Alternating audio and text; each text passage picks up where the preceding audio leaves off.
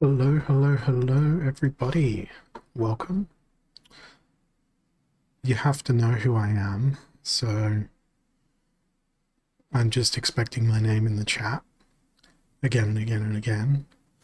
And in exchange, you'll hear your name in your headphones, or your speakers, or your sound system, or your car stereo, or wherever it is that you're listening in to Splinterlands TV from. I am Holazor. I'm from Australia, and I'm here to do some Splinterlands discussion and things and stuff. Hey Elephantium, welcome and thank you for remarking upon my homeless appearance. It's my job, it's my goal to appear more and more homeless every day. So we'll do the roll call, we'll see who's here. We've got Kira, of course, thank you for the previous stream. We have Walk the Grid, Sideswipe, JB Saints, Now Done, Pero, Birds Bees, Mobitaire, Prime Rogue. Hey, good to see you on my time slot. Why aren't you asleep? Shouldn't you be asleep? And JB Saints, Rose Did Nothing Wrong, Onjing, Cleopatrix, Jijo Shuyo, Captain Huku, thank you for coming along.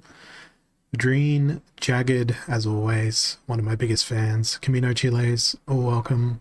Cardo Card, Captain Parakeet. I've lost my space. Legendary Real, Bangsmith, Techie, Shiki Phantom, King Koi, and Kyle. And I'm finally caught up with the chat. You don't sleep anymore, Rogue? Why don't you sleep anymore? That doesn't seem very great for your health. I don't sleep much either, so I know what it's like. So let's start off by looking at what my end of season looked like, because I haven't streamed since the end of last season. You're a vampire now? Can I join in? I too would love eternal life and to appear irresistible to the opposite gender. That's what vampires do, right? Hey, Pokepox, welcome as well. So, what did I get in my end of rewards? Good end of season may just be an understatement. Kyle, let's look at it together. You're taking a business class to my place tomorrow, biting and coming home. Excellent, sounds like a plan. I'll be out on a hike tomorrow, so good luck. Good luck, I'll see you in the daylight. So we started off with 19 Splinter Shards. There was a pack in there, 17 Splinter Shards, so the Splinter Shards were pretty strong. Yeah, I think I'd work better as a werewolf too. JB Saints, I've got enough hair to be in the category of more beast than man. We got a handful of possessed puppets. Well, some legendary lotions. We've got to bring back potions equal lotions. The old school no sleep gang would know. I have enough SPS to get into bronze 2 yet? That's a good discussion. Did I get enough SPS to get into bronze 2 out of these reward chests? Then we got 68 alchemy lotions. More alchemy lotions. 7,462 merits. Yes. An awful lot of merits. Hey, Coscarlo, welcome. Then 1.44 Splinter Shards. We got 42 legendary lotions. 3.5 Splinter Shards. More lotions. More Splinter Shards. And at this point, I'm like, where are my cards? Guys, where are my cards? I've got no cards. It's meant to be like a 50% card rate, isn't it? Then 1.9, then 27 alchemy lotions, then hey, we got cards. We got 2 epics. And then what's this? It's 2 Ava the Undaunted. Great. I think I can actually max this card out now. Possessed a puppet again, but 14 of them. So my doll closet just has possessed puppets on it, nothing else. Then we got a handful of Madcap Mages. Chuck them in the casserole. Delicious. Put them in the slow cooker. Amazing. Then we got 2 splinter shards. Then we got some more legendary lotions. Then we got 140 merits. And 35 legendary lotions. More alchemy. Some Teresa's grunts. Some coastal sentries. Then we got a handful of madcap mages over here, but then we got the ones with the good stuff, with the gold foil glitter in them. 7 of them. Then more alchemies. Then more alchemies. Then a single epic. More alchemies. Some legendaries. Some more of this guy. Shows up twice with his little guitar loot thing. Some more Teresa's grunts. More merits. You won a gold dessert dragon earlier? No, I didn't see. I was working on some stuff. I was actually working on my website. So I wasn't really paying all that much attention. And before that, I was working at my day job. So I only started paying attention about at the start of Kira's stream. But I just had it on in the background. Then we had 19 splinter shards. Hey, Daru. And then what's this? It's another legendary, but this one was defective. It became all shiny and stuff. So that's great. That's excellent. That's my first gold foil soulbound legendary. So that was one of the highlights for my end of season. Those merits were pretty good too. And then we'll just keep flipping things again and again. And then it's like, hey, some more gold foil commons. Then what? Gold foil rares? What?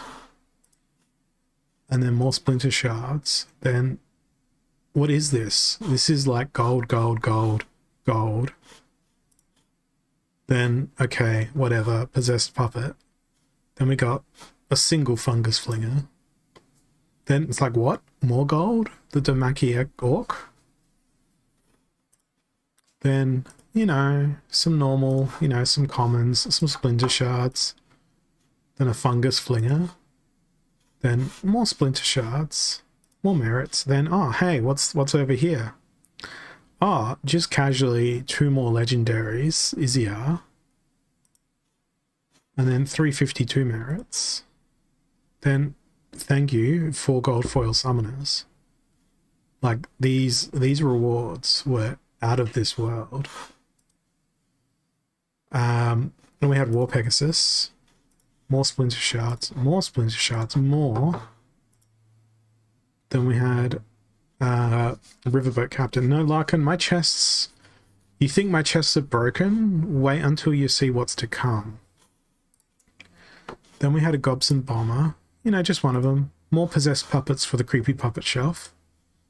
3 splinter shards, 140 merits, 54 alchemies, 41 legendaries, 352 merits, 12 splinter shards, 211 merits. Then it's like, oh, more legendary. Ah, Ava Sturgis. Oh, what? 3 gold foil in one chest? 3 gold foil legendaries in a single chest? I'm like, these are not my rewards. I must be asleep and having a dream or something. Because I had my laptop in the bedroom, so when I woke up, I took my laptop out and half asleep flipped over my rewards, and I'm like, am I actually experiencing this? Because guys, I never get rewards like this. Yeah, second to last chest, it's like, here you go, 3 gold foil legendaries, you know, just here you go, have that. And then 11 coastal sentries to finish it all up. So I'm like, this was a really great end of season for me. Like, probably the best end of season in terms of reward cards that I've ever had. 4 gold foil legendaries out of 77 chests. There was a couple of packs in there. There was a fair bit of SPS. There was like 4 packets of Gladius cards in there. Even better than opening a castle? I don't know. I don't think it was better than opening a castle. Chase the luck, open the packs. I already sold the packs credits. I don't have them anymore. I got rid of them. Banished them. Added more SPS.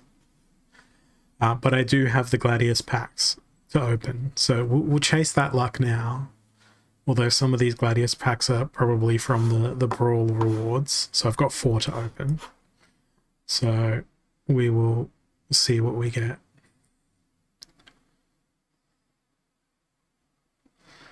And we will find out what comes through. Give us luck. I just want more Captain Katie. I didn't get to use Captain Katie in the last Brawl. So I want more Captain Katie to make her even stronger. I mean, but any Gladiator cards are good Gladiator cards, particularly now that I think I've almost leveled up one of my Soulbound Summoners to max. Ooh, there's an epic. Ooh, 2 rares and an epic in this pack. Oh, none of the rares are Captain Katie. But the epic was Edith Emberstar, which is not so bad. Captain Caveman, thank you. I like that name. I'm no superhero, though. I'm more of an anti-hero. Okay, this is a regular pack, but oh, Catrabella is so good. What's the rare? Yes! My beloved Captain Katie. The only Captain Caveman I remember is the Flintstones. I always wanted a car with the floor cut out on the driver's seat so I could pretend to be a Flintstones man. Okay, last one. I hope that's another Captain Katie hiding in that spot. Is it? No, it wasn't.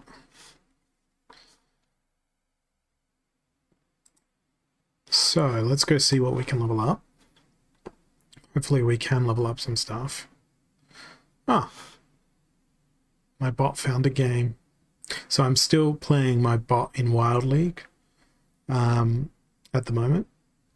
So they're going to do what bots do and pick me out a team there. And meanwhile, we're going to jump on over here and figure out how we're going to defend the Mayhem stash. Because, you know, this month has gone by so quickly. So we're going to have the keyword so fast. And we're going to have 3 minutes of so fast. And then after 3 minutes, I will draw us a winner. So fast. Jagged. Come on, man.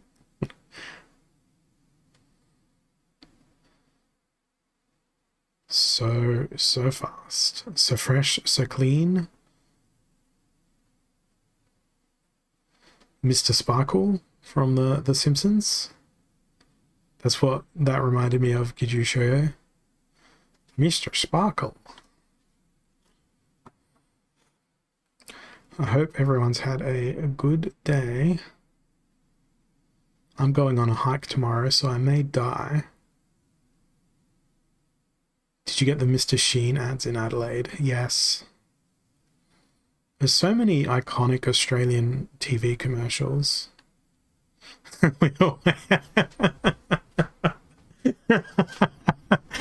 Oh, man.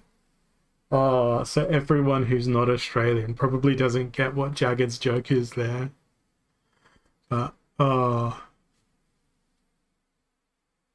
I'm not singing it.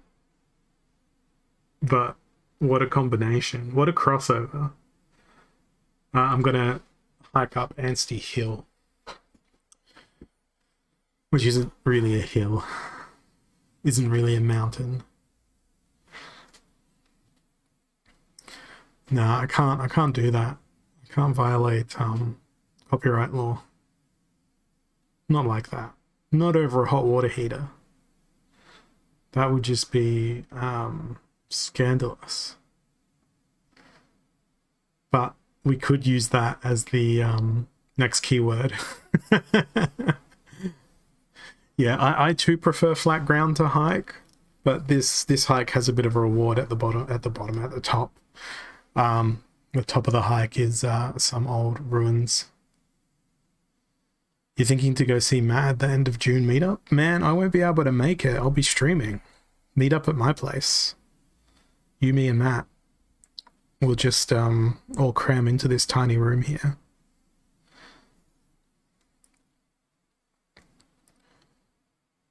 We'll yeah, we'll put on spicy noodles and do live audience interviews. That's the way to make it work, right? Okay, I am going to click the button. I don't know if it's been 3 minutes, but we've got 41 of you humans slash bots slash anti-bot machines out there in the chat. So let's see who's going to get it. It is Ashiki Phantom. Are you alive, Shiki Phantom? Oh, you are. You're a pug with lightsabers or disco sticks. Okay, let's see what the pug with lightsabers and disco sticks wins. That is very loud through my headphones. What's it gonna be? It's a silent Shavi. That rhymed. So congratulations on that. It's nice and shiny and gold too. So it's a mighty fine silent Shavi. We're gonna kill off that keyword for the time being, and let's see what this bot v question mark does. So I'm on the top here. We'll see whether or not my bot submission was a success.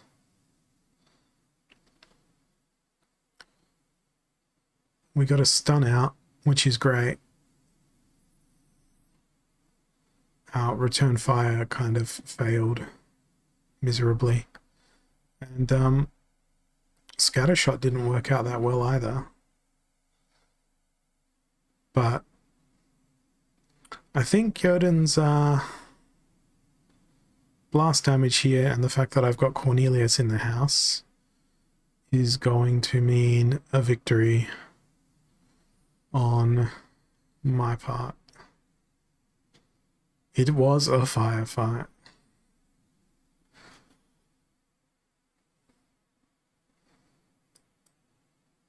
So that was a win. Now I've got 4 energy left. And I'm going to go and swap on over to Modern League, where I'm ranked in Diamond, because I don't want to ruin my champ rating. I just want to be a bad player and push for more chests, because I'll be able to open these chests on this stream, I'm fairly sure. So we have 54 mana, Fog of War, Holy Protection, and Evens. That makes me want to cry a little bit. They've got a Kalia and a Bakjira, and Bakjira is 6 mana. In fact, all the creatures they played there are pretty much 6 mana.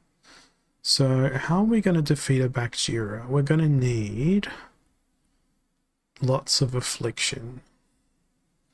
I get the feeling I'm going to play Blue Splinter here as well. It's a shame I can't play Dragon.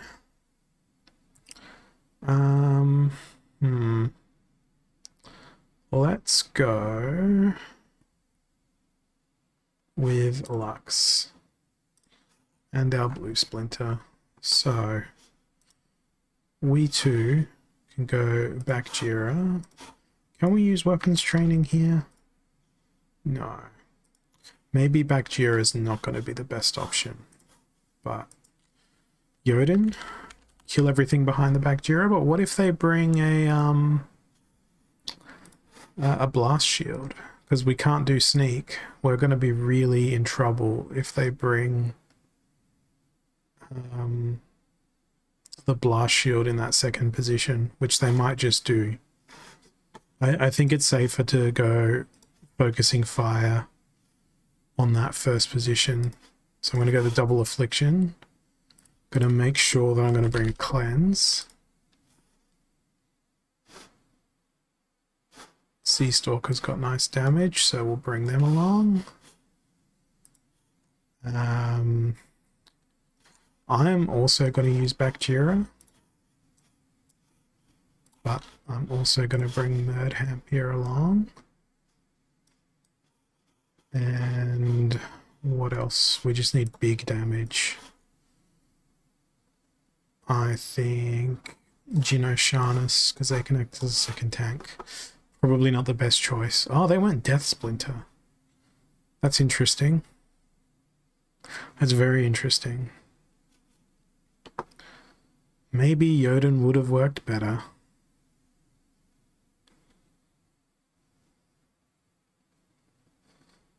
Oh well.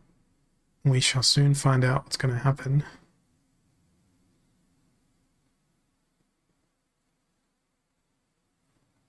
I think I'm going to be okay. We got through their tank. We're good at this point.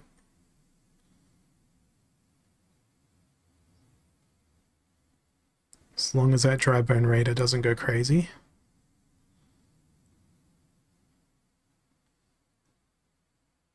Because that double strike times double attack, it's going to be pretty scary. Luckily, Genoshanus is a quick boy.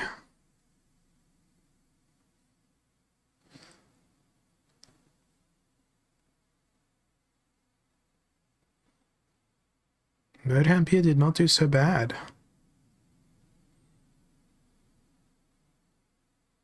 Did very nice. Pulling out a few of them Riftwatcher cards. That Sea Stalker did me nice and well. And yes, I will be able to pull these rewards during the stream. Alright. 3 more energy to burn. And then we'll talk about some things. Talk about some stuff. Hey G988, welcome, and welcome to Splinterlands TV. How long have you been playing the game? Have you been playing for 10 minutes? You're playing for 10 hours, 10 days? It's not possible to have played for 10 years, but maybe 5 years. We have... People need to be a flying machine. I believe that's everything hits, or is that everything snipes? Everything snipes and only ranged. So I'm thinking returning player. I was one of those once upon a time. I played in alpha, then I played in beta, and then somewhere between beta and untamed, I sold everything. And then about a third of the way through the untamed sale, I came back. And now I appear to be chained to the desk. I really wish I had a chain on my table so I could make a chain rattling sound. And they won't let me go. They won't let me leave again. The Splinterlands has me. I'm trapped. Send help, please. Please send help. That's the... I'm the only one that's been able to say this. But on behalf of all Splinterlands streamers... Send help. No, I'm kidding. I'm here of my own free will. My acting skills are not bad. Almost at soundboard level of broadcaster. Wilson. Not actually seen that film. I should pick a team. I went with Deep Swimmer because of the fact that everybody's going to have return fire. But... with everybody also being ranged, I don't know that that's the best option. I'm going to go with Life Splinter. Where is... yeah, let's go Chancius. And there's the person I wanted. I want all the close range. Gargoyle Devil. Warchan can come along. This guy. This one. And we've still got 10 mana, which... could be enough for Aziriel. Let's do it. And that needs to be in last position. Don't know how to feel about this team. Polazor is in fireside chat mode and is easily distracted. I'm always easily distracted. Well, I can, like, know that chain of marriage. It's not a chain. It's worse than a chain. What's the thing that's worse than a chain? I can't think of what's worse than a chain. Nah, it's not. It's alright. Where you talk about things that don't really matter.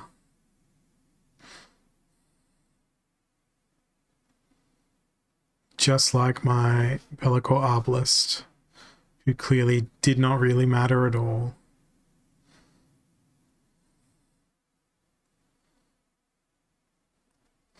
Now this is bad news for my Blockchain Heroes guy in the back line there.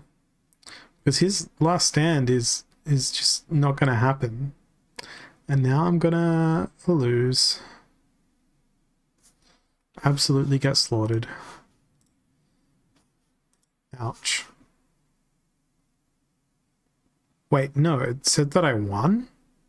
Hang on a minute. What is this rubbish? I need to go back and check that. After this battle. Oh, are you not entertained? I can use a gladiator. I can use a gladiator here. And it's broken arrows. And it's snipe. So we are doing the unspeakable. Oh man. No matter. Dang.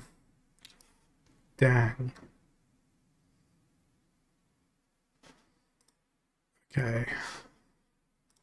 Well, we'll put Centauri Mage there. We'll put the Princess there. And we'll hope that we get a Korra last stand. We might get a Korra last stand.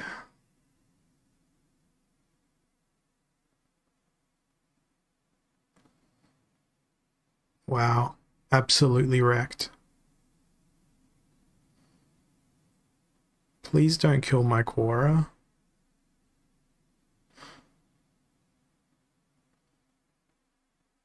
Thank goodness. Thank goodness they didn't kill my Korra. The power of Korra. It unites us all in blood rage. Can she take down Bakjira? She might due to fatigue. Yeah, she can. Look at that health. Look at that damage. Bang. 12 damage a turn. Nah, she's an epic. She's not legendary. That was ruthless. Now, how on earth did I win this? Surely I was destined to lose and have her, like, defeat here. We need to rewatch this battle, and I need to do some comprehension tests, because I don't understand.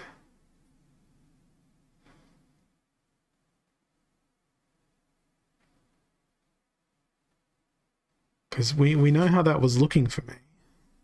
Unless I got, like, super lucky RNG'd.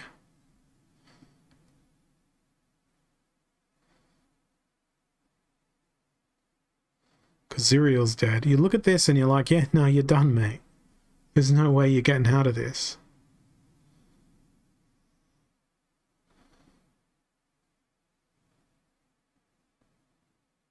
We lose our blockchain hero, man. They've still got a Murdhamp here hanging around with Cripple.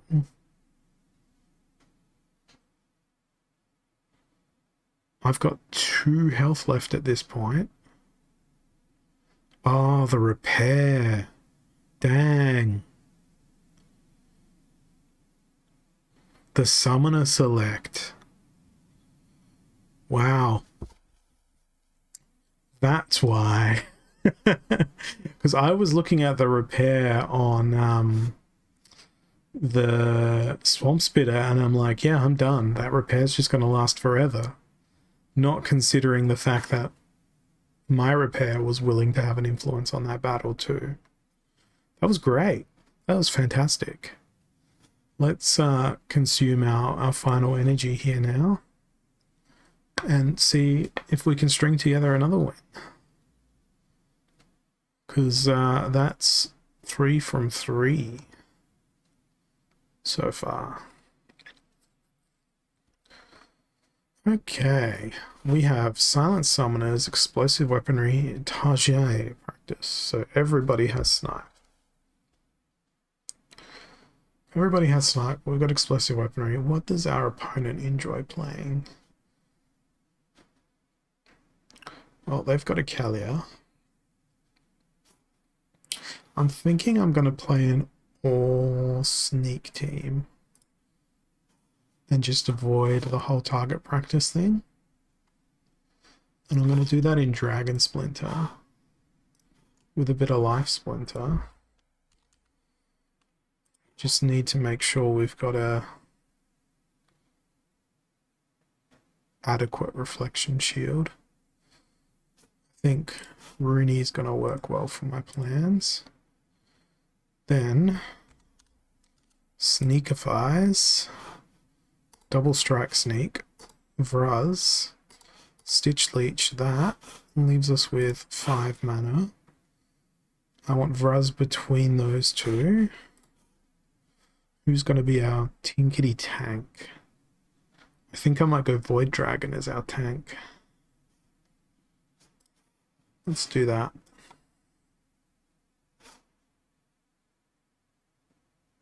Confident. I might be wrong, but I'm confident. The Sneaky Blast with the Rooney opportunity.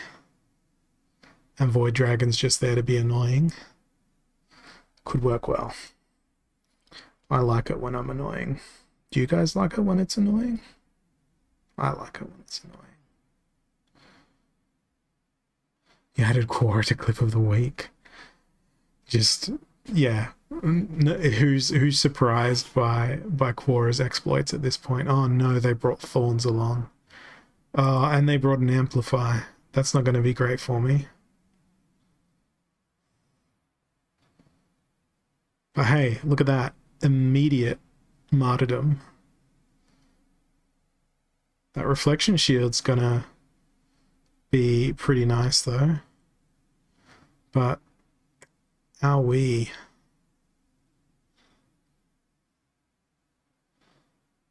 Oh, that miss. Needed that Stitch Leech to hit. It's all over. Rooney cannot do stuff. If he's a diamond or platinum in level. Well, there's an outright slaughtering of my team in the face of enemy. But that's all my energy. Gone. Vanished. And last week, or was it Monday, did I teach you guys how to make memes? I remember teaching you guys how to make memes. So it's off to the Splinterlands community in search of what we call memes. And I'm sure we will stumble across some other things. And here's our regular meme master, Jagged, with a post. Okay, right. Let's finally win one, okay? Long tail. Guys? Oh, fish sticks. Good luck. So, Flying Squid and River Nymph have just buggered off, leaving Longtail alone. They've got places to be, you know. They've got stuff to do. I like the use of the tag panic. I think that's my favorite part of your post. Is that easy, guys? You make a meme or a comic. In this case, you get an upvote. Oh, those untrustworthy blue splinter monsters. They're so flaky. Get it?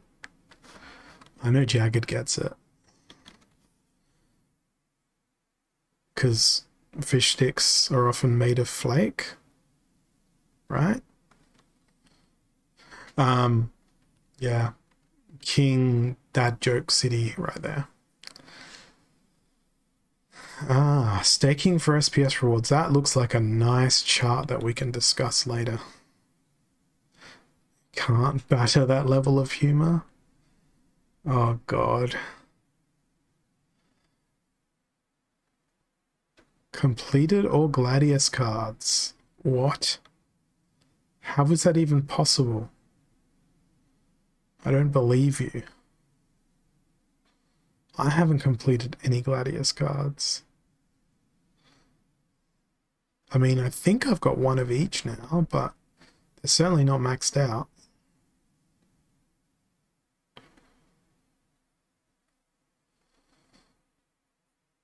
Wish I've ruined that love you have. Yeah, it doesn't look like we've got too many memes here. Once again, you have all disappointed me bitterly. Absolutely bitterly.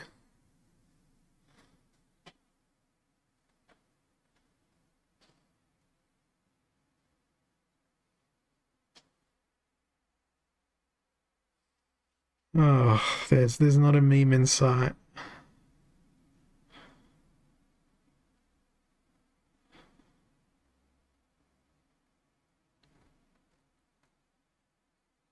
It makes me so sad.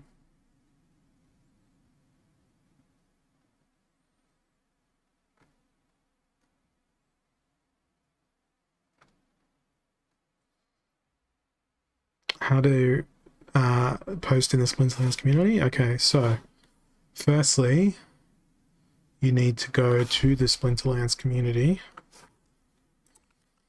on Hive. Then there'll be a button that says subscribe, which will get you to follow the Splinterlands community. Hey, Yamite Kudasai.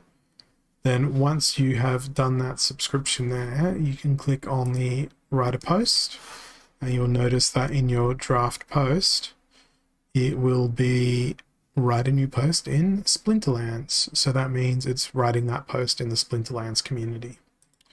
As you can see, I'm a member of many other communities, so if I wanted to go write one in the photography community, I'd do that. Wanted to go write one in the South Australia community, I'd choose that drop down. Or you can just default it to your blog or any of these other communities that are on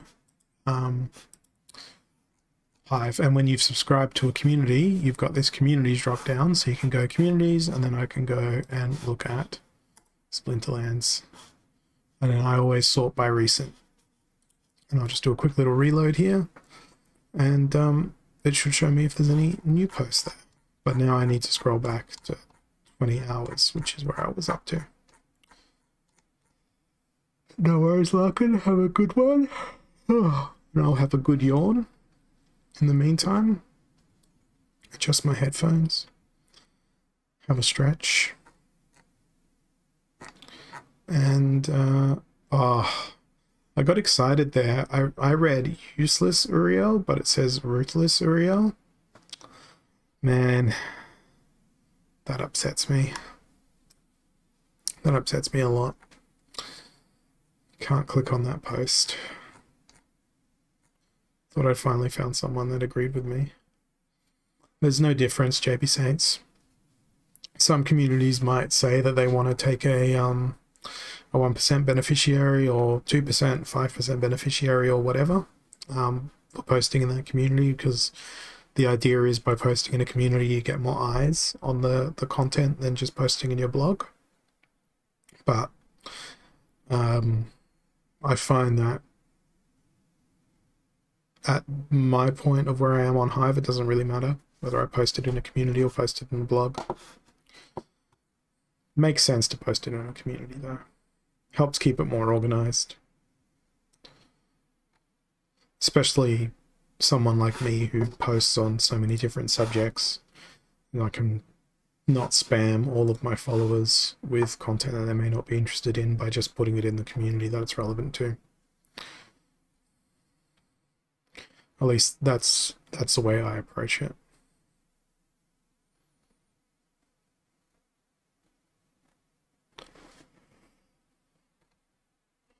So many yawns.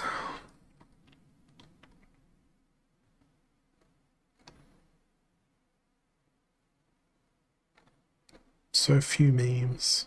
I'm at 2 days ago now, which is fine because I haven't looked at this community in a couple of days. Oh, there's a new tower defense dev diary. Cool.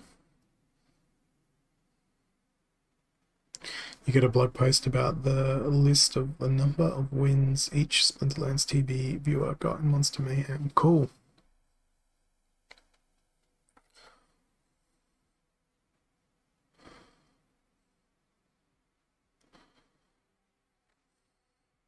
Should have posted that in Splinterlands community. You can, this little button here, that's the square box with the arrow.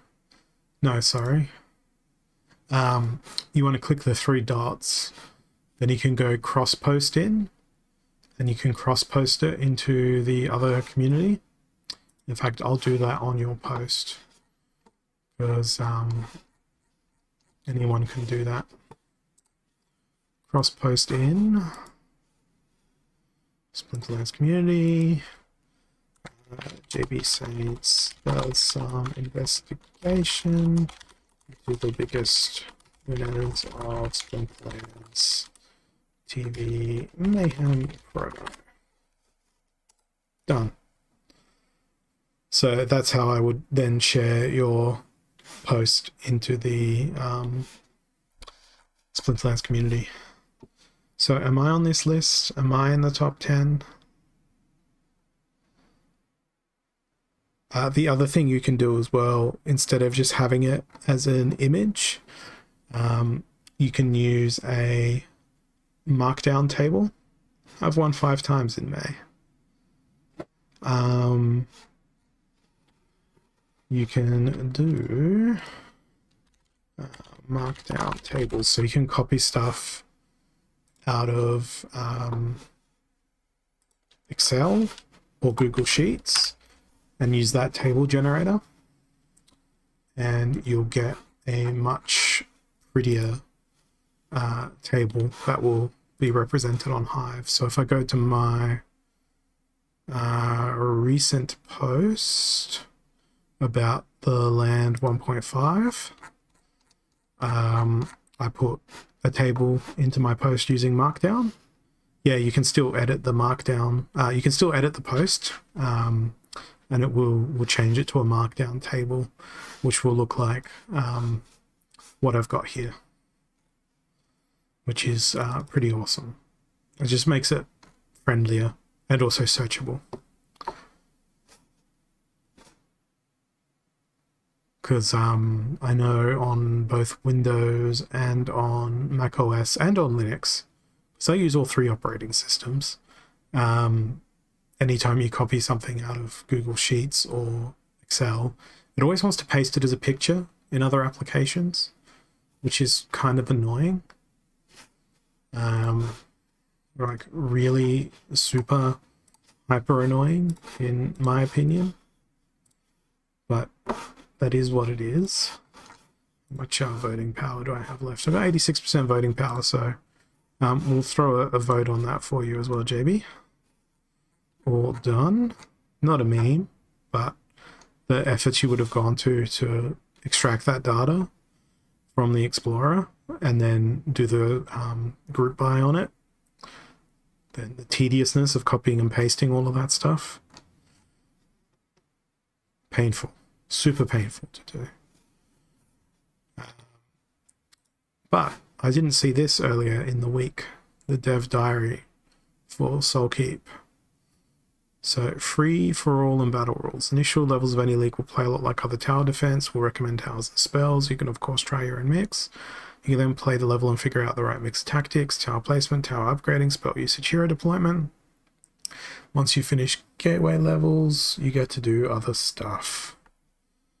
Leagues will be to gather fiends and souls in free-for-all mode.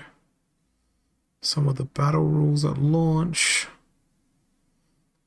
So we don't know what any of this stuff means. But see, your built-up tower may randomly fall into a hellgate. A spell may freeze. Fiends may speed up, gain stronger abilities, grow stronger armor, or buff up their health. Figuring out how to counter battle rules is the key to advancing. That and well upgraded defenses.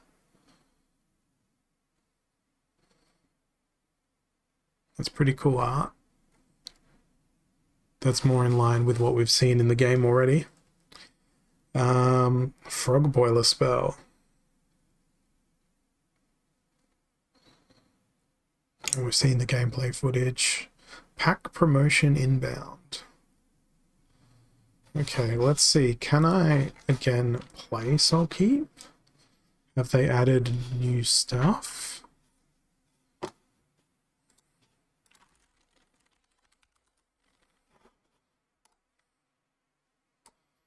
We're about to find out.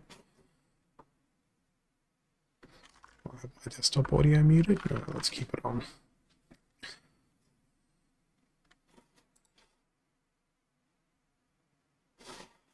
Retreat. Okay, so we're back to League 2. So does that mean that there's new stuff? You can't pick out a hero yet. Okay then. And it doesn't look like I can pick which towers, so maybe they did add some new stuff? I'm not 100% sure. We're about to shortly find out. Look at that, a loading bar.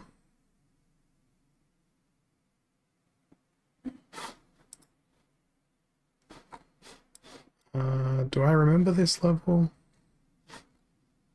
I don't know if I remember this level. So people come out of there and try to get to here. Right. So I need to remember what everything does in this game. There's a knife tosser tower. Huge ivory spear. Okay, so we want TPS near the exit, ideally. Slows down a fiend. So you'd want to slow people down here. Even though they're not coming from that pathway yet. Probably the wrong thing to do.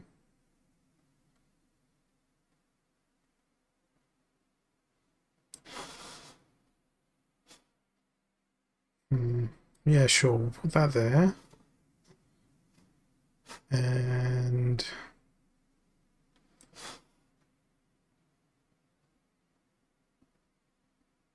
we'll put that there. And I guess that's all I can do for the time being. We'll put down that stew just to protect that spot. And we'll see whether or not I can remember how to play.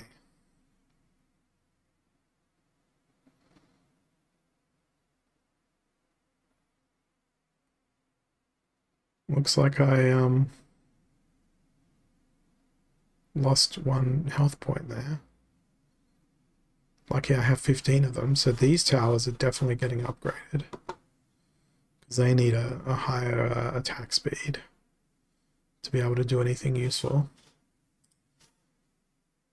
I cannot upgrade those towers yet. That is super unfortunate. Alright, well, we'll put another DPS tower there.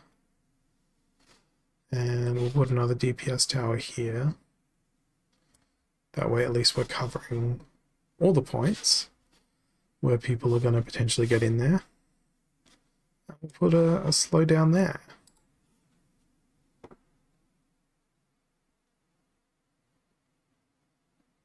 And we'll hope for the best. You updated the post using markdown tables? Nice.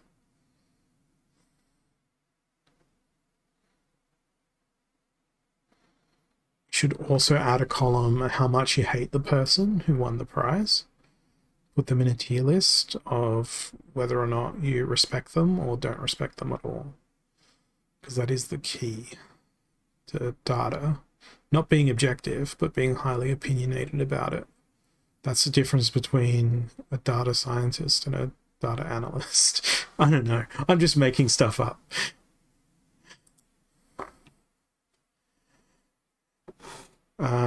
What else are we going to do? I kind of just want to put these DPS towers everywhere. But I've got none of them left. So we're going to put down a Fountain of Terror. I don't think we need another Slime Lord. Let's go with more of that tower. Let's see what happens. Pero would get high points. Fine words. The truth comes out. Everybody hates everybody on Splinterlands TV. It's all about the prizes.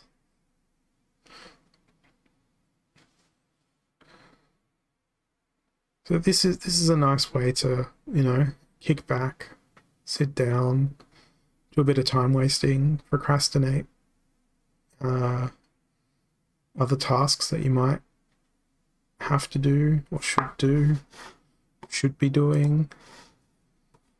Let's upgrade this tower. I just love how it's like, yeah, increases damage 284%. It's pretty nice, but I feel like that's a very specific value.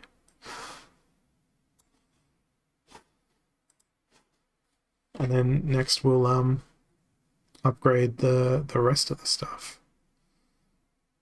If we end up getting enough points, souls, whatever it is we're farming.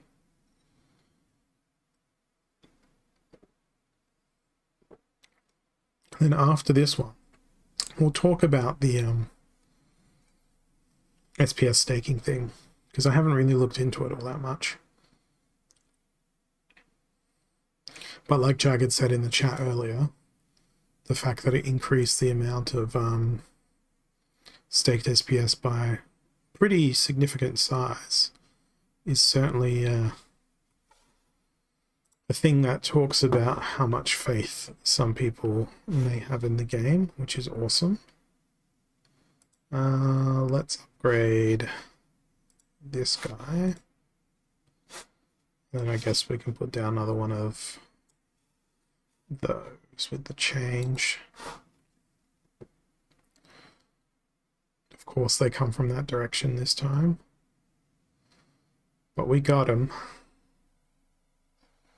Our DPS towers did not fail us. But certainly these are the two I'm going to have to upgrade next.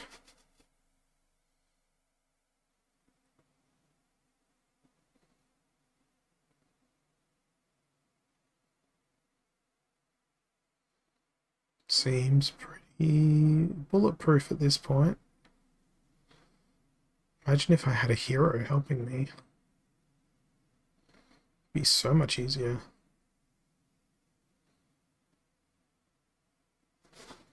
Yeah, that was pretty easy. So let's upgrade that one. Upgrade that one. Got 34 left, so we could upgrade that one, but we'll upgrade this one instead. Making it more terrifying. I don't think anything's changed, but it does seem to have reset my where I was up to. This is Soulkeep. This is the Splinterlands tower defense game. This is the beta of it. I had 500 packs in the pre-sale, so I've got access to it.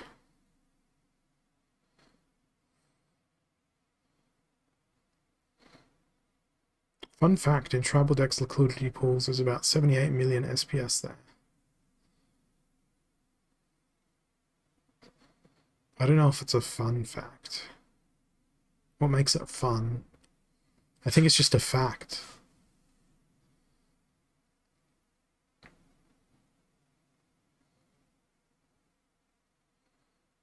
think we're good. I think we shall claim a victory here.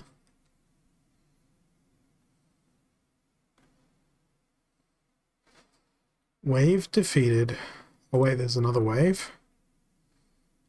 Oh, what am I going to upgrade? I should probably put in another tower. Yeah, let's put in this tower.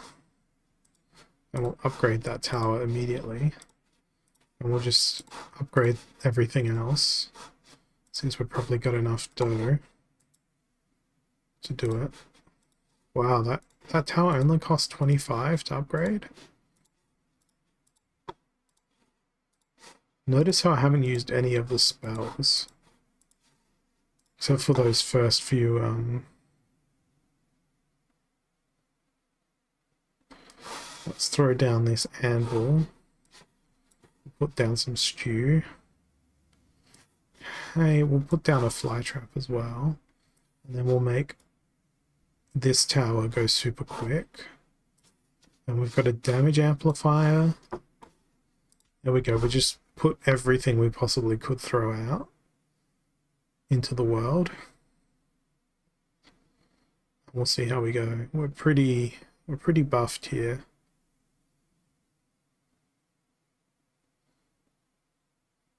All the towers accessible. In this beta, it's unlockable. Basically, it says, here's the level, here's the towers you have available. I make the assumption that in the final game, it's only going to be the towers that you have obtained from your packs that are going to be the ones that you can use. But it'll be interesting if there's some free-to-play towers to make sure that everyone's able to get through the basic levels. I don't know. That's going to be an interesting thing for them to balance. Yeah, thank you for making it through our closed beta levels. So I won't be doing anything more with that unless we want to play that level again and again and again and again and again. But yeah, I went through this when the beta first came out and managed to get through everything. So unfortunately, all the changes that they have been making, as spoken about in the dev diary, it doesn't look like they've pushed that to the production server just as of this moment yet. But we'll see. I'm wondering if it's going to be June, like everything else that's been promised. And if you have been active, where she's just got 3 gold for Izia, nice. We're gonna make a new keyword here. What's the keyword? Let's just go tower. Or tower. We'll go tower, and then while we wait for you all to wake up with that, we're going to go have a look at Beaker's post here, because it talks about their view on SPS staking. So when I watched the last town hall, I was a bit shocked about the news about staking requirements. I know it was coming, but honestly did not expect it would have that great of an impact. First, I thought it was mainly a reduction on the SPS that can be earned, but it turns out to be a reduction on the complete R share or rewards by playing ranked. Secondly, I thought it would be in line with staking requirements for tournaments, so I prepared for that. Then the following table was dropped in the meeting. Later in Mav chat, he shared the intended calculation. So R shares modifier equals max staked SPS divided by staked SPS plus rating constant multiplied by 1.33, 0.1. Rating constant equals rating times, minus 100 times by 0.07 to the power of 3.5. I like to visualize it, so I created a small spreadsheet to simulate some scenarios. With my current rating and staked SPS, I would be earning around 19% of the rewards. This is a really pretty chart. This is an enormously pretty chart. Holy crap, that's a beautiful chart. So this is the rating, the percentage of shares that you get for any given rating, and then each of these lines is the number of staked SPS. So they sit at 3,600. I just can't get over how beautiful this chart is. It's a super beautiful chart. It takes a little bit to understand what it's representing, but man, is it represented well. And then there's the explanation, which I've already explained. So if I increase my stake, so they're basically doing modeling and simulation on this.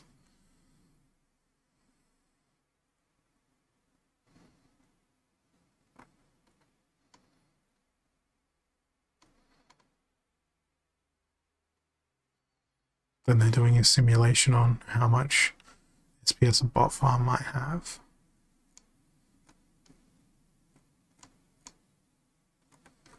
It's a good post. That's a really good post.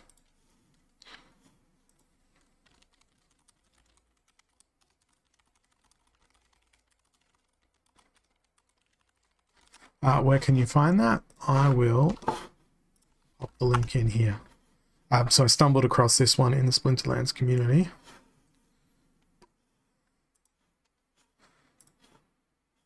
I'll give this person a follow, because if that's one piece of their content, I want to see what they bring in the future. But I did like the way in which it was explained by Matt, which was along the lines of, we took an average of what players were already staking in those particular league levels, and then made it a little bit more difficult to encourage the staking of SPS, which if I was in his position and I was doing the analysis for Splinterlands and then going to make a recommendation, that's exactly what I would have done too. You look at your current customer base, see what they've got, see what they've had in the past, then you go, okay, well, we want them to have this. This will be the incentive for them to have that. So you set the incentive a little bit higher than what they currently have, which would encourage people to stake more, which, as Jagged has observed in our Twitch chat, is exactly what has happened. So yeah, I agree with the methodology. You also see the expectations. Yeah.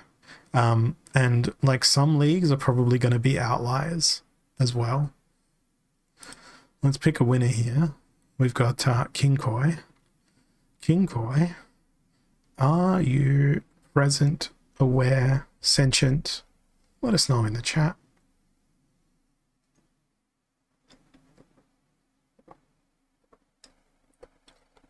Yeah, I agree with you, Supercow. I'd like to know what the median was and what the average was and what the delta between those two was.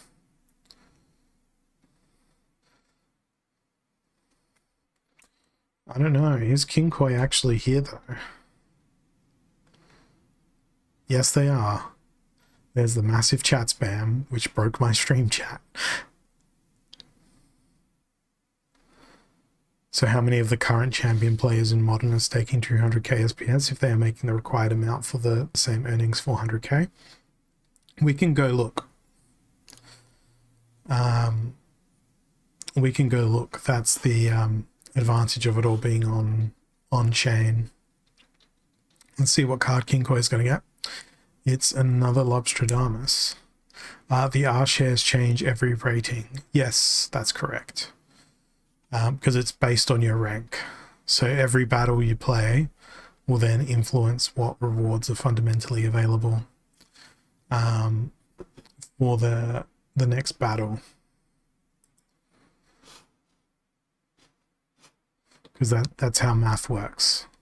But we'll see how it is when it actually gets implemented in the game. But if we go look at the top holder list, and the important one here is staked SPS, there's going to be some pretty significant outliers in this list where we've got people with millions of SPS staked in that league, which would be dragging up the averages significantly for everybody. But if we just do a quick little check of the leaderboard, we're in Modern Champion here. Booktus is at the top of the leaderboard. They also happen to have the most SPS staked. How many players do we have in Modern Champion at the start of this? Is it greater than 200? There's only 95, so there's 95 players there. Now, what about Hurricane? Let's go see if we can find Hurricane. Control F. Hurricane does not appear to be on that list. X Sulik is not in that list of people who have SPS staked. Diesel Noi. They are not to be found in that top staking list. Orcus. Orcus appears in what is this list? DEC. So they appear in the DEC list, but not in the SPS staking list. I'm just going to change this to something that people probably wouldn't have a lot of. Let's go land regions on both sides. That way we're only looking at the top 200 stakers of SPS. Oh, and then there's vouchers there as well. Let's change that also to land regions. Cool. So now we're just focusing on the staked SPS part of this now. Then we've got Sticker Stress. They aren't in the top 200. Brim Reaper, what a great name. They're not in the top 200 staked SPS either. Tamashon? Tamashon is in the top 200 at number 147. What about Shadow?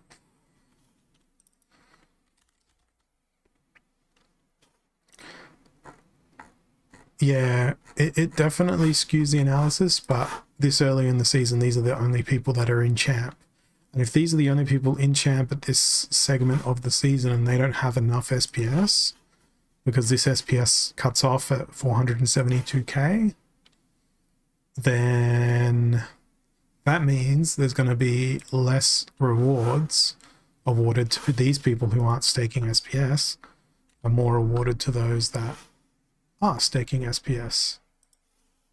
Mathematically, at least. That player is not in there. So far, it's like 2 out of the top 15 that have enough SPS staked to subsist in that league. Now, I can't check that for bronze with the data that's available to me. But yeah, you would normally exclude that top few percent in an analysis to ensure that you have a main line. But hey, this stuff isn't exactly set in stone. It's a baseline, I'd imagine. Sometimes you get better rewards with less chests. Sometimes you get better rewards with more of a lower quality chest. It is all RNG at the end of the day. I think we've only done 2 giveaways so far today. Our shares is decreasing every rating increase if you play with the same tier with the same SPS stake. For example, if you have 50k SPS stake, the rating is 1600. The next battle, your rating is 1630. The R shares decreases. But would the R shares not also increase from the fact that you're then playing at a higher rating?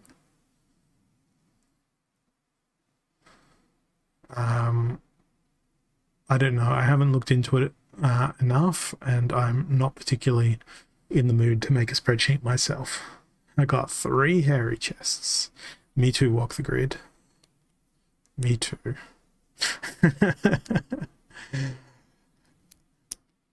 Kind of depends on what the base rewards are with 0 SPS staking. Well, 0 multiplied by anything is 0, right?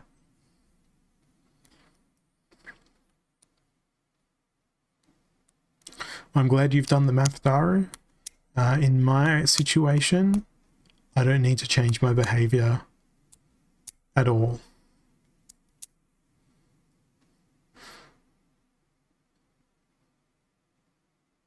Okay, so there must be a cutoff then. Like I said, I'm not a complete expert on this particular thing, because everything that I know about it is everything that I just read based on that post and me observing that table. 0 is not a number. You cannot divide by 0. You can try, but the calculator will resist. We need to invent calculators that are more obedient. And look at that. I can now claim my focus rewards. But first, let's double check that I'm up to number 2 or number 3. And we'll see what we're going to get in our daily chests once this page loads. Yeah, I've only done the 2 so far. So we're halfway through, but we've done 2. You can carry the 0.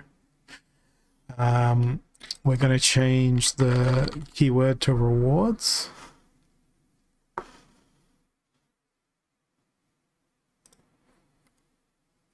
And we're going to go claim.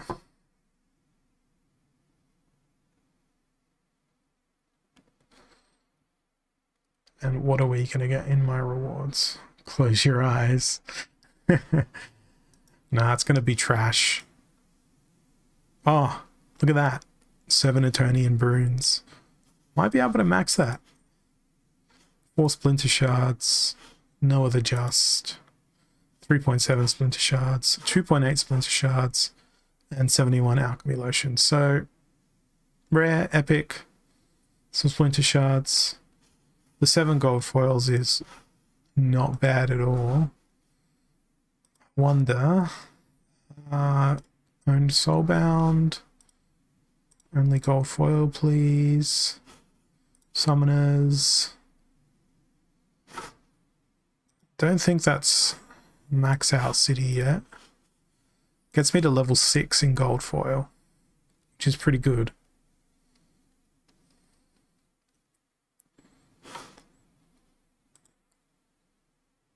And then there's a few others here.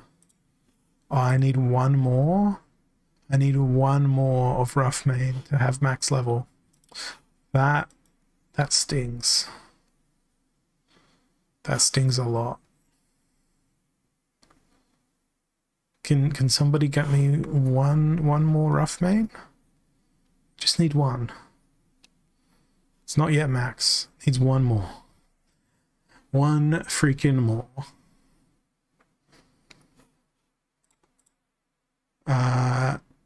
And in regular foil town, I'm nowhere near it either. But now that you guys have all had the opportunity to spam the word rewards, 35 of you, Vros did nothing wrong. Let's go ahead and flick that over, because I know that you're here. It is a gold foil Riftwing. Good job. What's our next keyword going to be?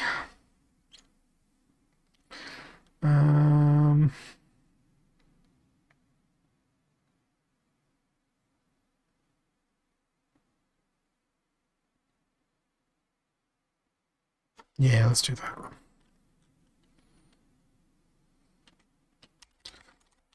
The next keyword is no keyword, with no space in between it. Because I'm very unimaginative.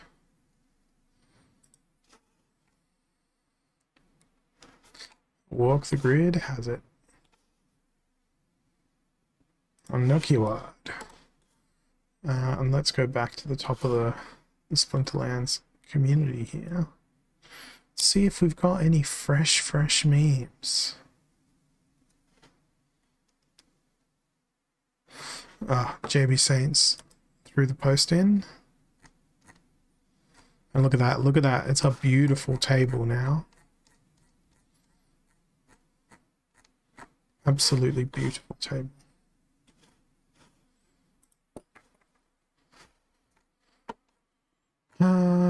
Yeah. Where was that post? Here it is. So, to get the same amount that you get today, you need 455 in bronze 1. Hey, Fishbone. You had all that potential for 0 jokes wasted. Yeah, I guess. There's 0 potential in it though, Prime Rogue. You can't waste no potential. I don't know, potential is like a chemistry and a physics word, isn't it? And I'm not good at either of those things. It's kind of like that meme of the whole, man, did I take a calculated risk, but boy am I bad at math. And there, we've got that formula there again.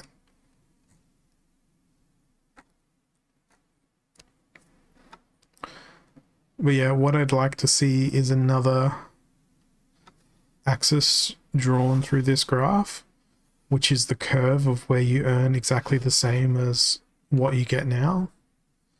Oh no, here they are. Yeah. So it looks like people who've got lots of SPS staked will get more rewards, which is exactly what was in the white paper, if I recall. But I don't really have anything else to add to that particular discussion, and that's okay. But what I do want to do is go and see if there's been any more proposals. Well, we've got that official proposal in. Wow. Basically no approval. Over here. Oh, okay. So there's a new proposal from Splinterlands that I have not yet seen at all. We're proposing to close the window for players to claim their SPS airdrop on July 26, 2023, 1 year after the airdrop ended, and that all unclaimed SPS from the airdrop be sent to the DAO. According to our records, there is currently 33 million unclaimed SPS, which, if still unclaimed by July 26, would go to the DAO treasury if this proposal is approved. This will give players roughly another 2 months to claim any unclaimed SPS from the airdrop, which we feel is more than enough time given it will have been a year or so since the total airdrop ended. A link will be added to the SPS management page on the Splinterlands website that will allow players to check if they have any airdrops unclaimed from any of the various platforms and claim them until the deadline. Ooh, that's a rough one.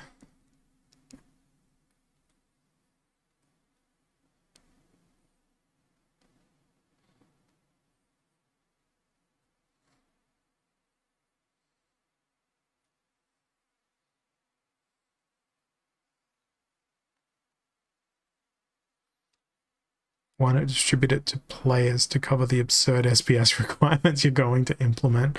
Oh, that's rough. That is rough.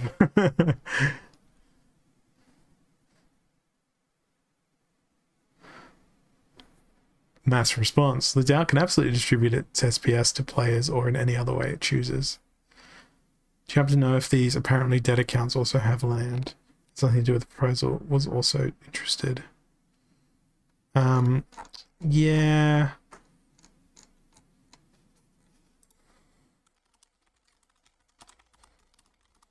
My response here is I'd like to see more annoyance to the proposal.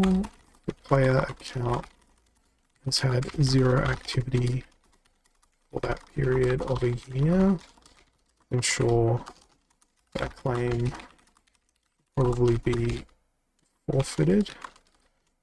However, if that account is actively... Actually, no, I'm going to modify that.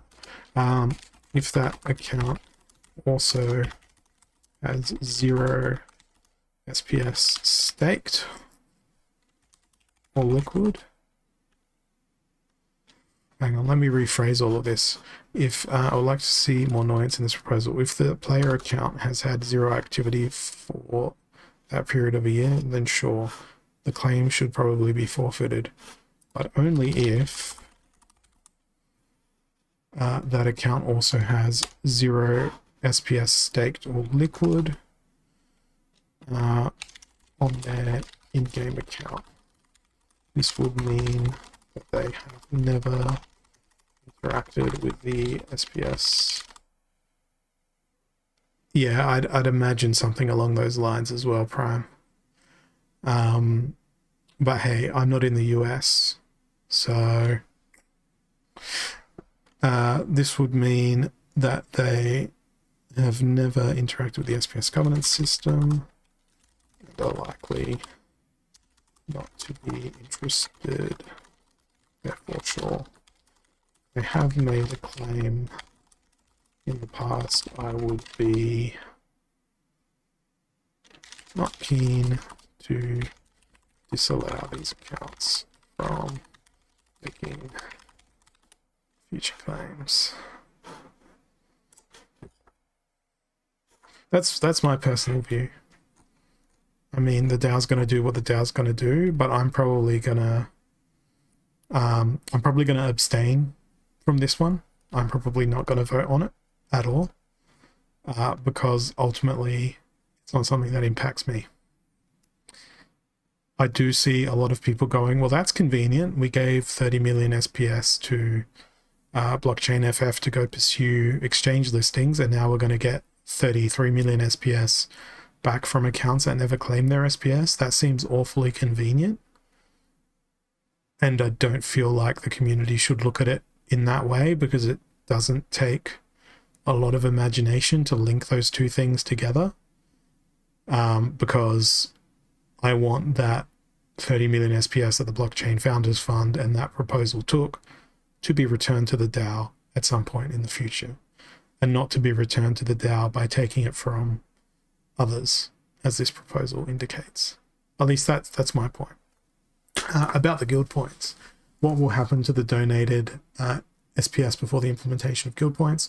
Do they convert those donations to guild points? Nope. Yep. Daru's answered it quite bluntly.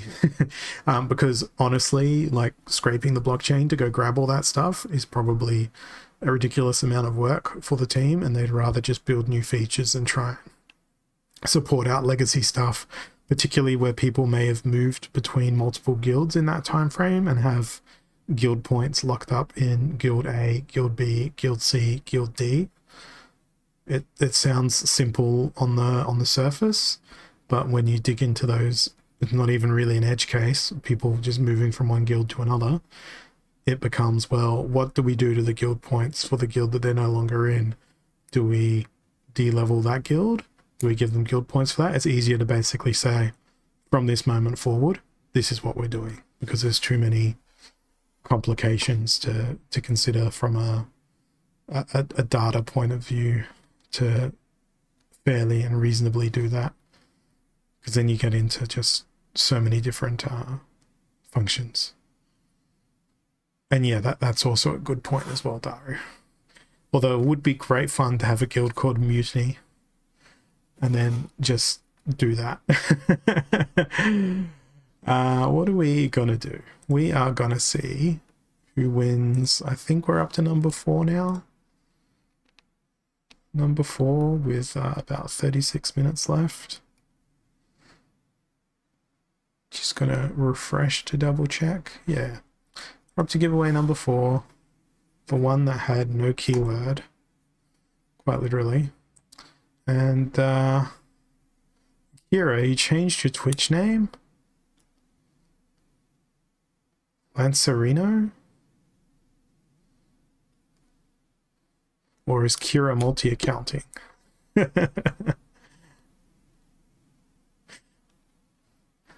Or did Lancerino put in Kira's name? Did we catch Kira out?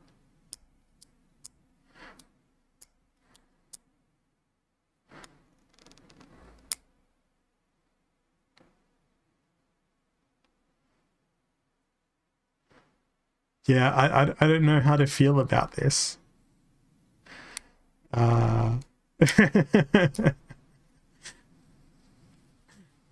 Yeah, I feel like in the interests of transparency here, Kira, I'm just gonna re-roll. Because I don't want to be seen to be encouraging multi-accounting here. So I'm sorry, I'm gonna re-roll that. The fact that both names were in chat at the same time. It's not a multi. Were they changing names? Banned his multi-account. Look, I only know what I saw. I'm sorry, guys. I'm re-rolling. It's techie. Oh, I wasn't here for every single stream.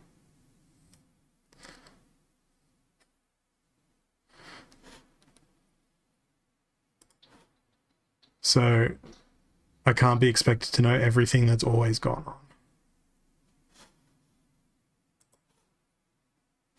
on. So that was number 4. And we're going to do number 5 now. And get it all over and done with. Tertaisken.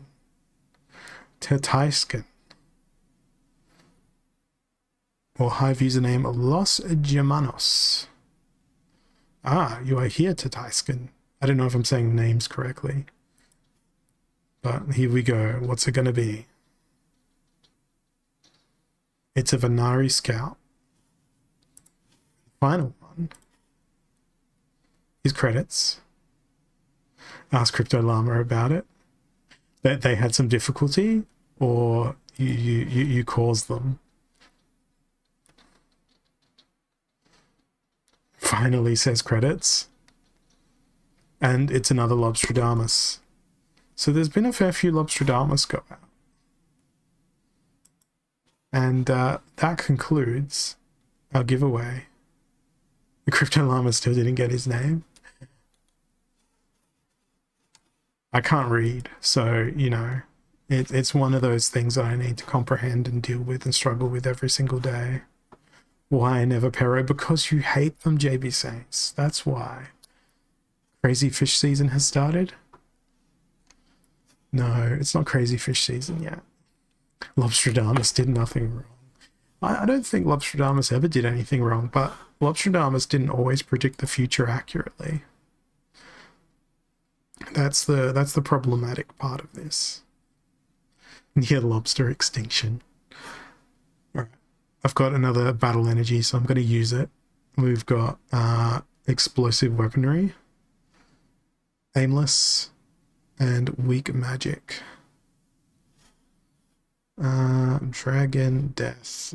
Blah blah blah blah blah blah. In spite of my lack of reading skills, you'd pay money for me to do bedtime story audiobooks. Yeah, I don't know. I can say things. I can say words for money. That's a thing that I can do. I don't know if they'd be... Would you want me to write the stories? Because if I was writing the stories, they wouldn't be really appropriate for bedtime. I think I'm gonna go with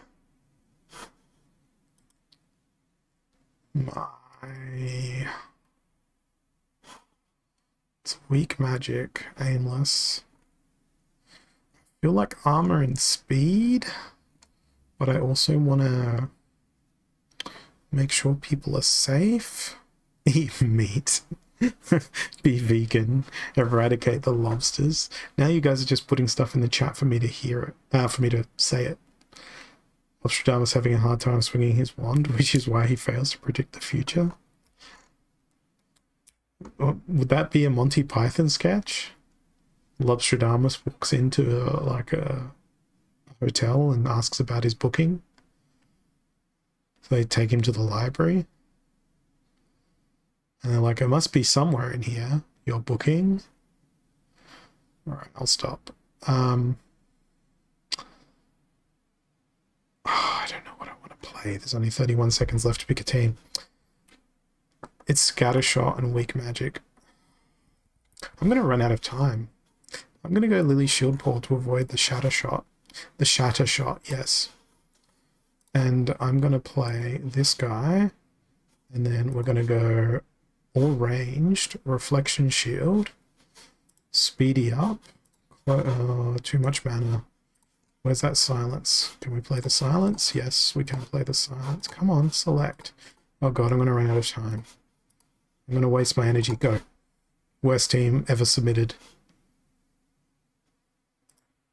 Okay, now that's problematic. I really wish I did have Shadow with me.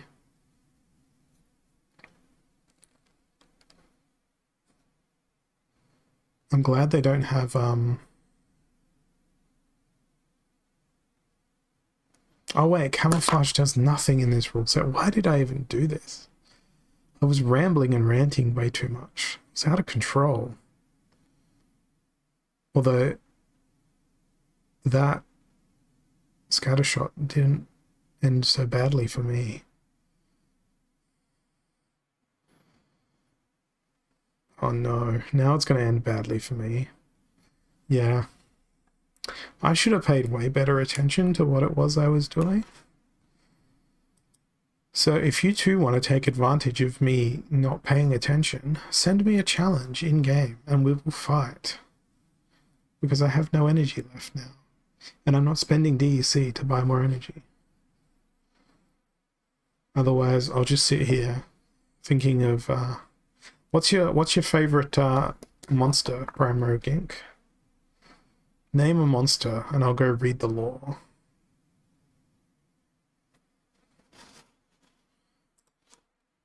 But we'll fight credits first. Gladiator cards are available, and it's Silver League. Very nice. Lobstrot. Lobstrosity. Alright, we'll read the Lobstradamus lore after this battle. Back to basics. Reflection. Rebirth. Back to basics just kills it. Absolutely kills it. What are we going to do in this rule set?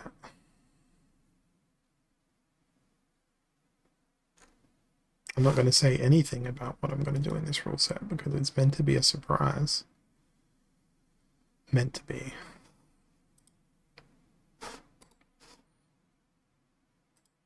We'll do that.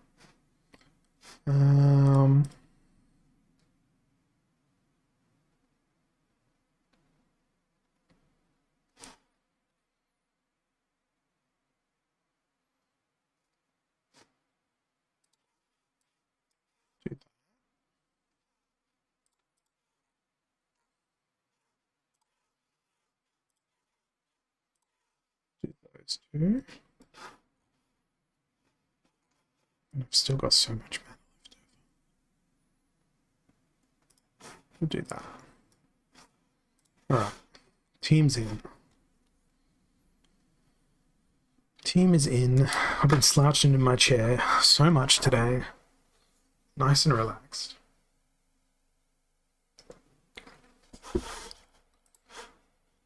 And...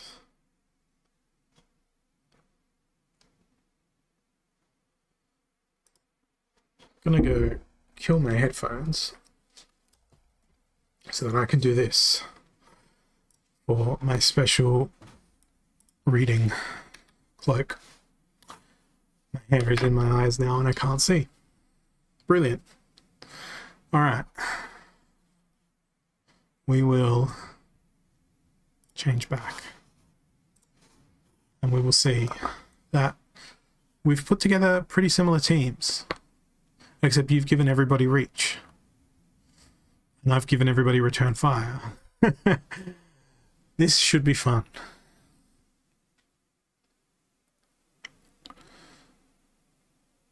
Unfortunately, there was no way to get Amplify thrown into this rule set for the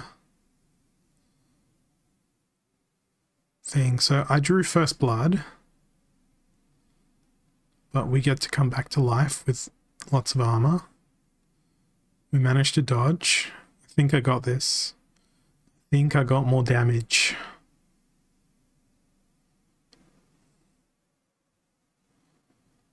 I got much more damage. But I do like that we both played Edith Emberstar. I think mine snuck in at a slightly higher level.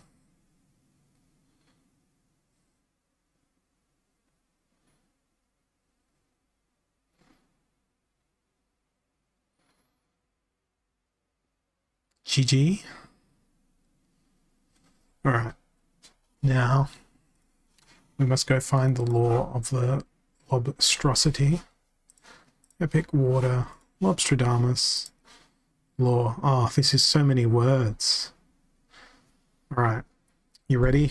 You ready, Primarch? I'm gonna get the microphone up nice and close for you.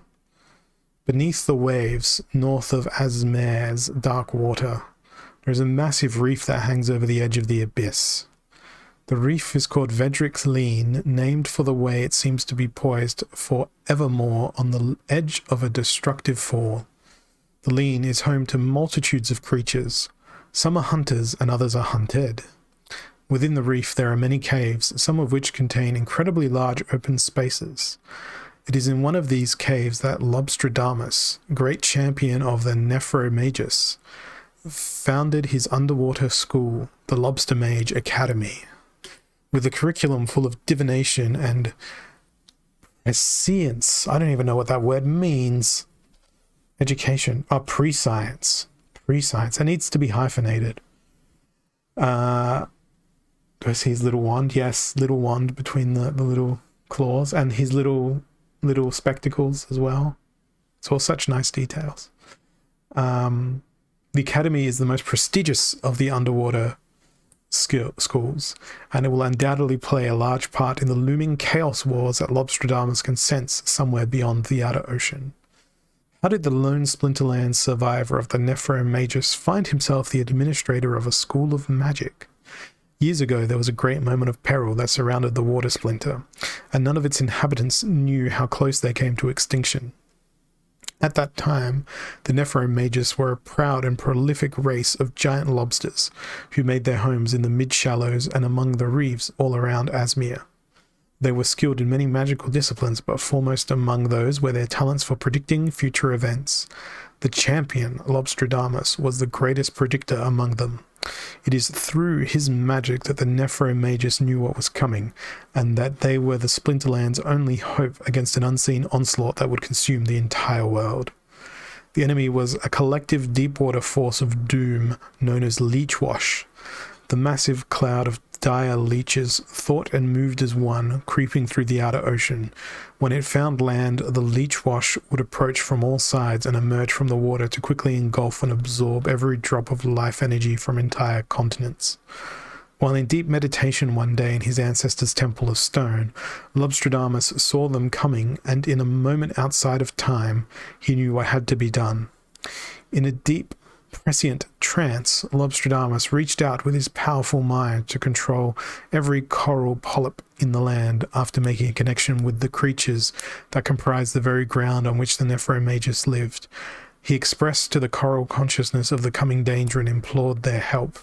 Without hesitation, the coral began to move as a massive unit, uprooting itself from the ocean floor and breaking into 8 equal pieces. The beautiful world of the Nephromagus was torn apart that day, and the geography of Asmere was changed forever. But the magic of Lobstradamus had worked. He alone was left behind as the coral homes of his people floated off into the wild outer ocean in 8 large pieces. The attacking Leechwash, having never seen moving reefs before, did not know which piece of broken reef to engulf. It divided its force, and 8 smaller leech clouds followed 8 sailing masses of coral into the outers. leaving the Splinterlands in safety. Lobstradamus was alone, but victorious. His world was safe, but he had made his people into castaways and would never see them again. He emerged from the ancestral temple beneath Asmir to the inner sea and found a reef that reminded him of his lost home. In the years that followed, Lobstradamus built and opened a school of divination in Vidrix Lean, training the most gifted Splinterlands minds to see what was coming before tragedy strikes. Now, as he approaches the age of 100, Lobstradamus hopes that he has done enough in 6 decades as headmaster to prepare the diviners of the Splinterlands for the fight of their lives. Flood him with challenge requests. Stop him from reading the law. I could keep reading. Terms and conditions, privacy policy, copyright 2023 Splinterlands, all rights reserved. There's no more text. Items 7.5. All right, let's look at this challenge from a super cow.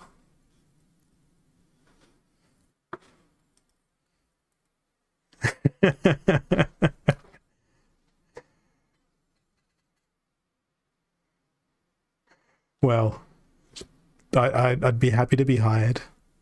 My rates are very reasonable. I've never charged for any voice acting work, but sure. What have we got here? A creepy lobster instead of creepy pasta. Gotcha. Creepy lobster pasta. Lost magic, reverse speed, holy protection. I know what I want to do here, and it's the wrong thing. As long as those NFTs can be Splinterlands related, sure. I am going to play all of the wrong things here.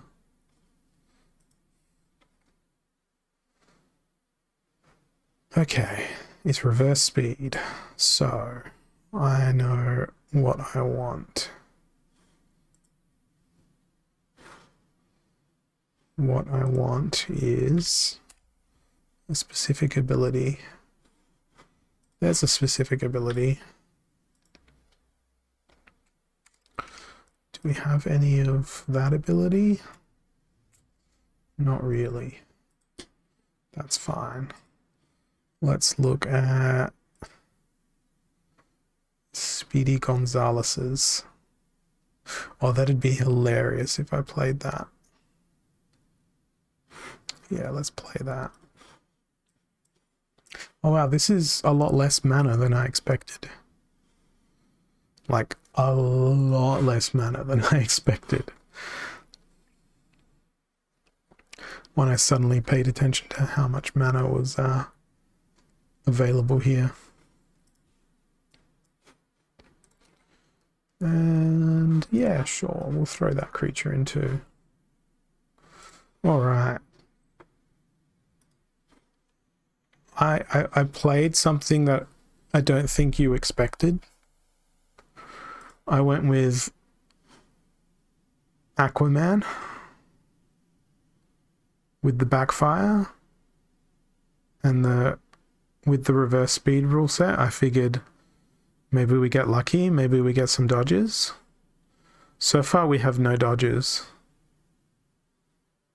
I even put a blind in. There we go. There was the first dodge. Because I really enjoy the backfire ability. So every opportunity I get to try and use the backfire ability, I go for it. Now that certainly doesn't always succeed. Man, that miss. He keeps missing. Come on, Relanor Cleaver. Get your act together. Ugh. And then the attack out of order, so Halfling Alchemist stole the kill.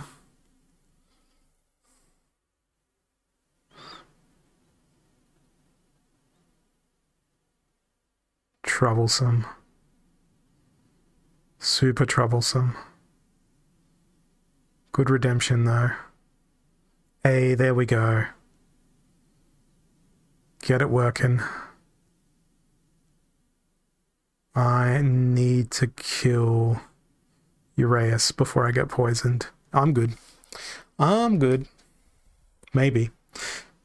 Now I ironically have higher speed, which is not necessarily useful in reverse speed, but I shall never be defeated. Well played. Oh, hey Diesel. I mentioned your name earlier when we were looking at the leaderboard and checking SPS stake to see how things would be influenced by the upcoming SPS staking changes. Yeah, I love Aquatus. I love Backfire. It's like such a good ability. How much SPS do you have staked, if you don't mind me asking? I mean, I could go look it up, but it's easier for you to just tell us.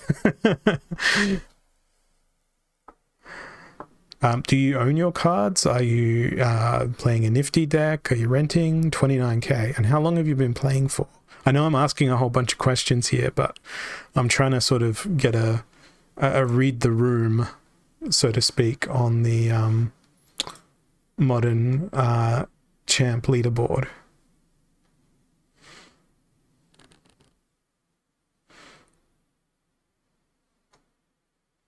I suppose I could go look. Click on your name, go view cards.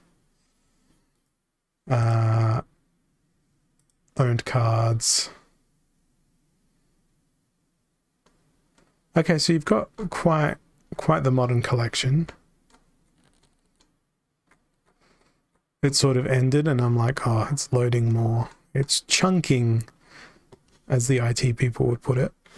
Left the game last year, recently re-joined, owned a max Chaos Legion, nearly max Rift Watches, but the rest you rent. Yeah.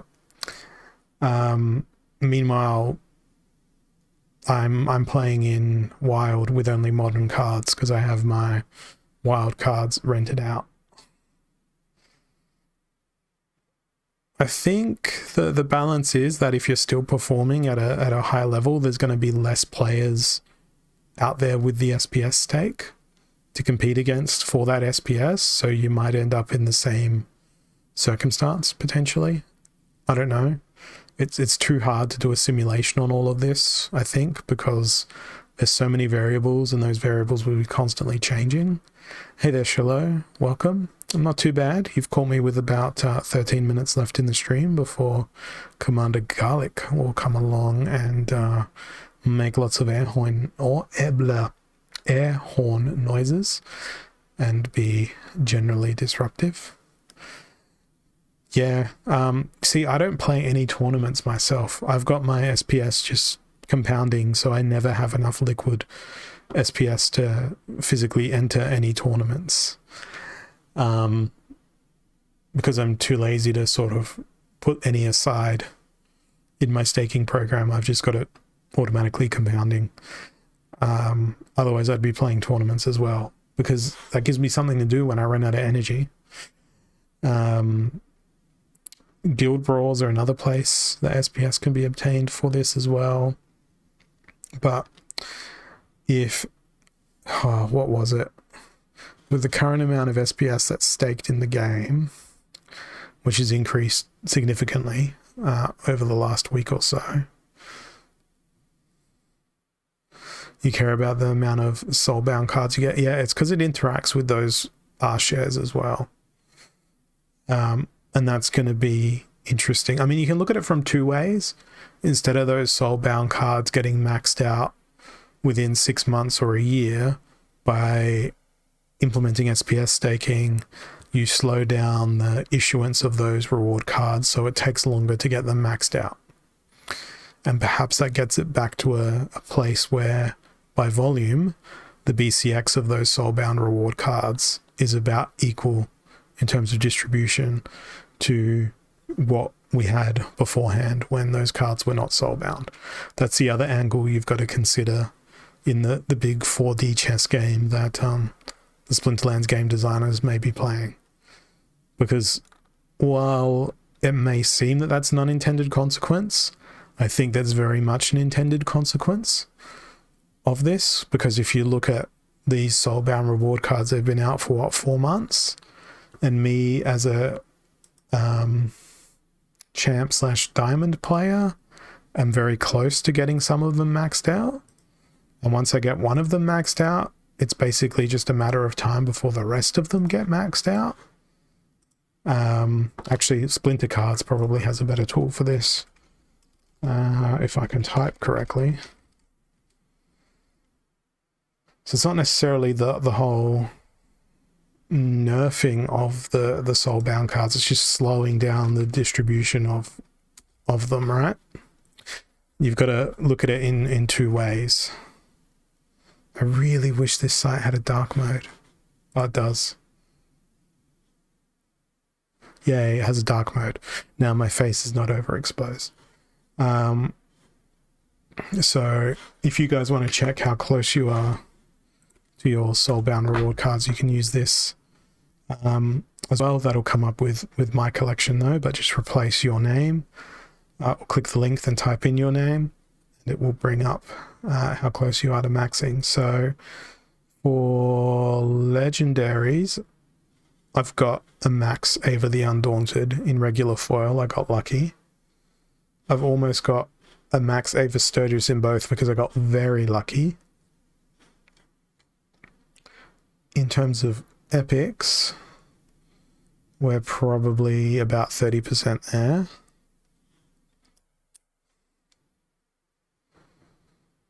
In rares, I still need that one Franz Ruff main for maximum level. And Helios Matriarch is pretty close as well. Oh, I've got a max War Pegasus as well, just in regular foil. I should probably go and look at leveling some of these up. And common cards, nowhere near maxing any of them. Still need hundreds and hundreds of them. So there's quite a bit still required for those, but it's only recently that I've managed to get one of each. But there's still many legendaries to obtain.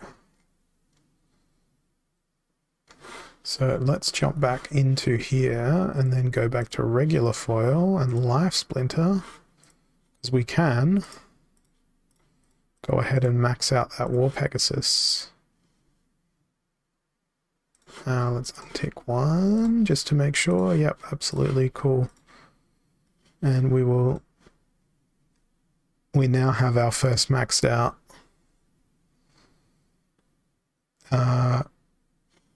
soulbound reward card. And then what was it? Ava the Undaunted, legendary life, green. There we go. Another maxed out one. 3 left over towards land, maybe. I think I'm going to have cards that will have more production value than that.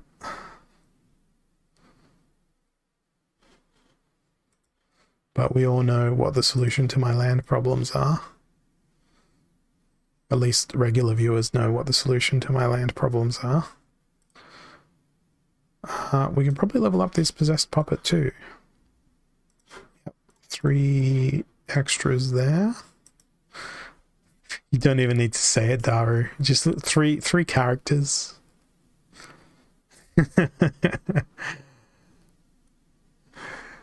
So that's the possessed puppet. Leveled up a little bit. That one I still need about 50 cards. That's not enough. That's not enough. 15 won't be enough to level up there. Perhaps 12 is enough to level up the Riverboat Captain. It is. 1 short. Daru don't deserve a land.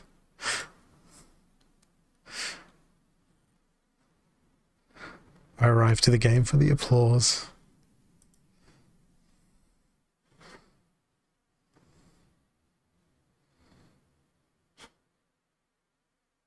Okay, anything else ready to level up? Don't think there's enough cards there. Maybe in Wile E. Coyote in town? No, not quite.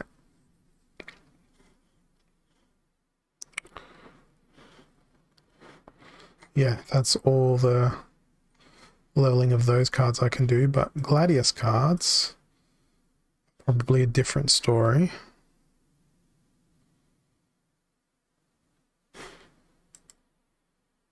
No, not quite.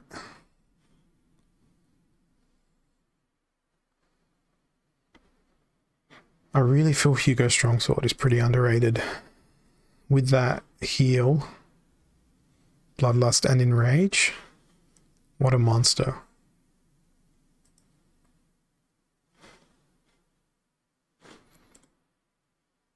Sadly, I can't level up my Catrabella. What about this guy? Nope.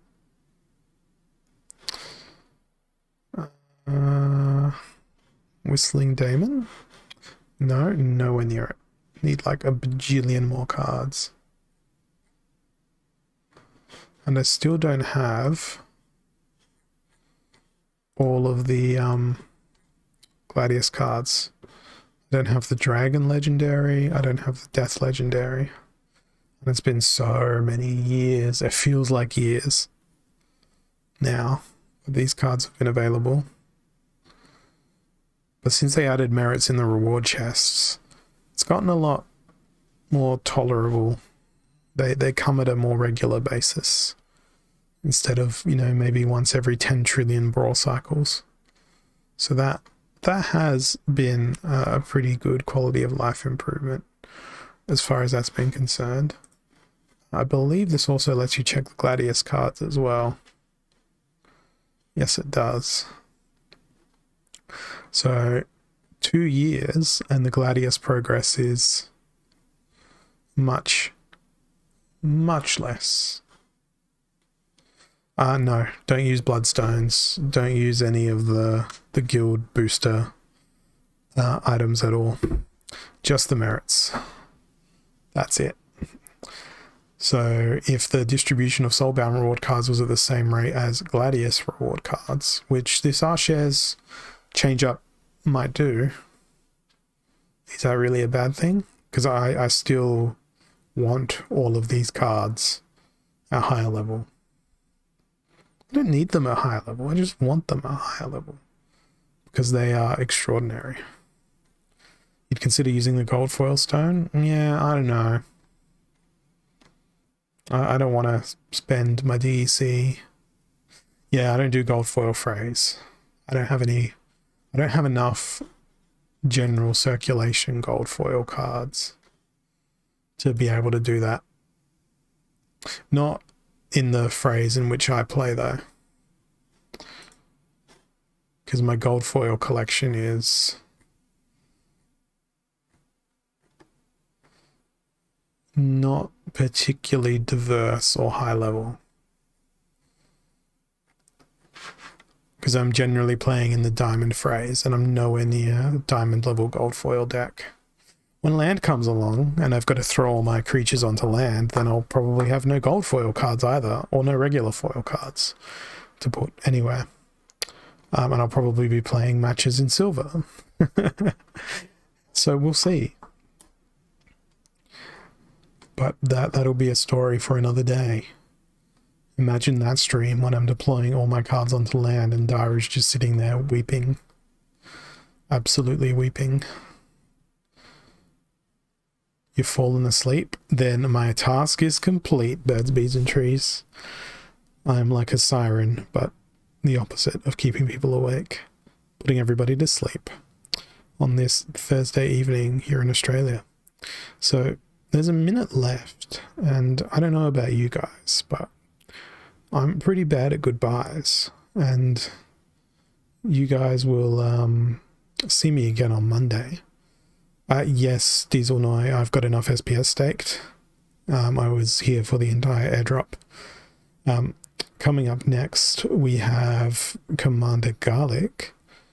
Like I said, I'll be back again on Monday, and until then, I hope that your battles are successful. I hope that you have a wonderful existence and that eventually you get some sleep, you wake up, and I hope that I don't die when I go on my hike tomorrow with my friend. So until next time, I'll catch you all very, very soon. Cheers.